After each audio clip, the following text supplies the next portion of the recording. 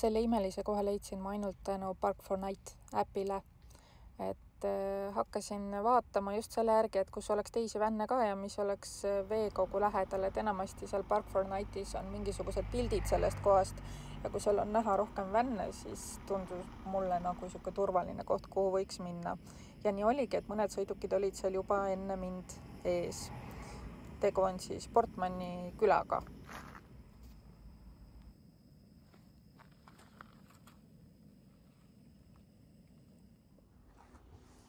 Tänased kokandusminutid tulevad väga ilusast kohast. Ma olen ühes lahesopis, kus on pisikene rand ja siin tegelikult muud ei olegi. Rand, paatide parkla ja that's it. Ja täna õhtuks on siis turbokad. Kõige odavam, kõige soodsam, alati maitseb. Ja porgandid. Nii et väga lihtne pläus tuleb sellest. Minu jaoks autoreisi toit on see, mis saab kähku valmis ja toiduained need, mis tegelikult säilivad. Et mul ei ole külmkasti ega külmkappi siin autos, aga kõik on ilusti säilinud, sealhulgas ka piimatooted nagu või ja juust ja nii edasi. Et ei ole mitte millegiga probleeme olnud. Muidugi praegusel ajal on jahe ka, et suvel on kindlasti hoopis teine teema, et siis niimoodi ei saa. Õhtusöök söödud, läksin küla avastama ja see lahesopp, mis mulle avanes, oli ikka täielik paradiis, et oma peaga niiviisi lihtsalt ei oleks osanud üldse seda kohta üles leida. Et lihtsalt vedas. Ma olen nii õnnelik selle üle, et keegi selle seal Park4Night äpis ära mainis. Ja seal oli juurde kirjutatud ka see, et jaanuaris on seal tasuta parkimine seal, kus ma parkisin, aga muul ajal, ma ei tea, siis võib-olla muul ajal siis on tasuline, sest kui sinna randa läheb circa 400 inimest, aga parkimiskohtasid on seal tegelikult nadisti. Et sisuliselt on 2 parklat, üks on see, kus ma parkisin ja teine on siis randa mineva tee juures. Et võib-olla ma ei usu, et sinna isegi 100 autot kokku nagu kuskile ära mahub. Nii et ma ei kujuta ette, mis seal suvel toimub. Rand ise oli hästi armas pisikene lahesopp, mille juures siis oli ka väike kaluripaatide sadam. Ja kogu see ümbrus ja need vaated ja siis loojang, et see oli nii imeline, et ma ütleks, et seni parkimiskohtadest kõige 10-12 võiks öelda kõige imelisem koht, kus ma parkinud olen, et nende parkimistega on nii, et pargib seal, kus saab, aga üritab kuskile ilusasse kohta saada. Aga samas on olnud parklaid ka täiesti puhkekohtades, tanklates ja ka lihtsalt tänaval või mingisuguse magalarajooni elumaja ees on peatutud ja magatud oma uni ära ja tehtud oma toimingud ära. Et see tegelikult oleneb ka olukorrast, et kõik õhtud ei ole nii maalilised. Kuna koha juures oli kohe tuletorn, mis mulle muudkui öösel näkku sähvis, siis mõtlesin, et matkaks sinna tuletorni juurde. Jõudsin tuletornini ja siis sealt edasi läksin veel, tulid igasugused vanad militaarobjektid ja hooned, punkerid ja muud taolised asjad, mis oli nagu ülimalt põnev. Lisaks läks sealt veel loodusesse ka mitu matkarada. Et väga kaua ma ära olla ei saanud, kuna ma jätsin sel korral koera autosse, sest teada oli, et seal matkarajal on ka treppe ja trepid lihtsalt sellele koerale hästi ei sobi, et kui neid annab vältida, siis ma nagu väldin. Ja tema siis oligi vaikselt vaguralt autos, et kui ta oleks haukunud, siis ma arvan, et see oleks sinna kanti, kus ma olin nagu ilusasti ära kostunud, sest ümberringi oli tegelikult vaikne.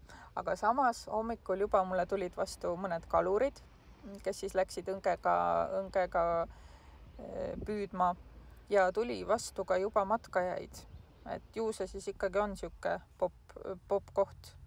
Igatahes see oli nii super leid ja ma olen sellest siiamaani niivõrd vaimustuses, et seal oli siukest ehedat, ägedat loodust ja mõnusat olemist ja samal ajal ta oli nagu tsivilisatsiooni keskel ja samal ajal nagu täiesti ära.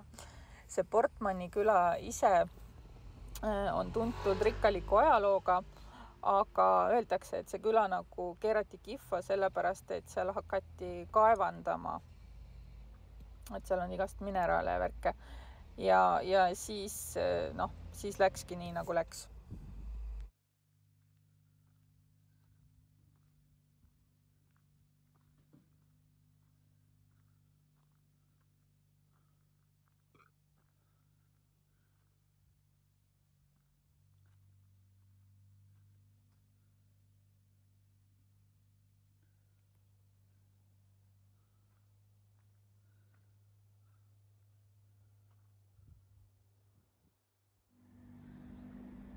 Siin on nüüd näha minu öine ööbimisplats, seal on ees on mingisugune suur auto, siis on vänn ja siis on kämper ja mina olin selle kämperi taga öösel. Tee siia oli suht koht siuke sinka-vonka ja siin on siis näha kogu see väike lahesopp. Siin all kusagil on ka minu auto. Õhtul oli siin rannas imeline päikeseloojang. Randa lubatakse pea 400 inimest, seal oli nagu number kirjas, aga ma arvan, see number on mingi COVID ajast või võib-olla nad loendavad ka muidu. Ja nüüd ma tulin siis majaka juurde, et siin ta on.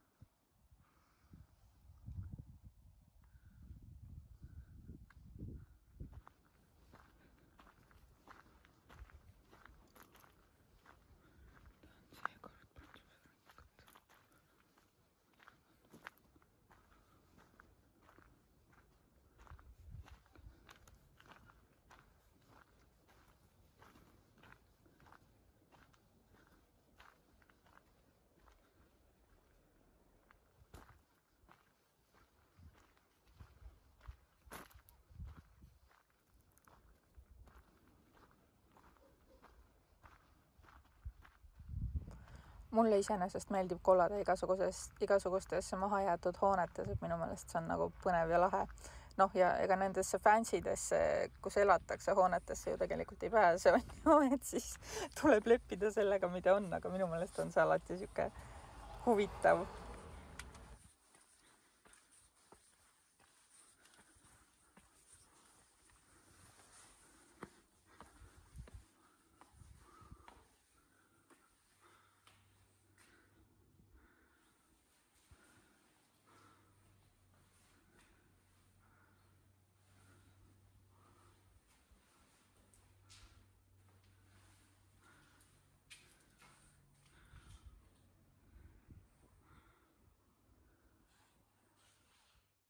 Kogu matkarada ise on väga mitmepalgeline, et on nii suht-koht järskusid tõuse, on laudteed, on treppe, on niisugust kiviklibu, et absoluutselt kõike. Et see vaheldus vaid rikastab, et see oli väga mõnus.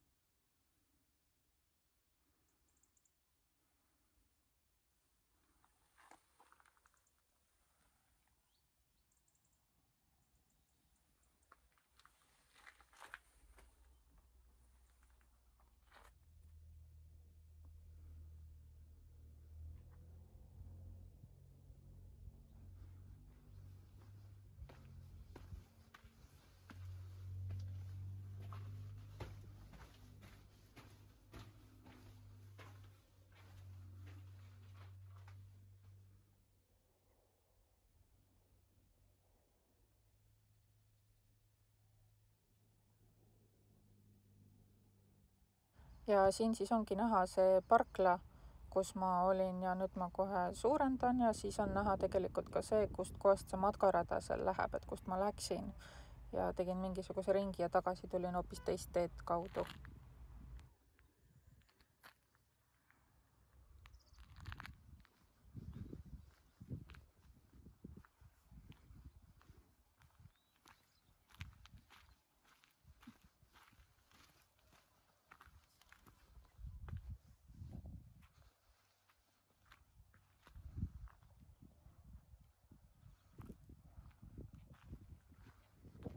Ja kuna Portmani küla on seotud kaevandamistega, siis tegelikult siin ongi nagu, ma arvan, et üht-teist näha sellest ajast veel, kui seda tehti.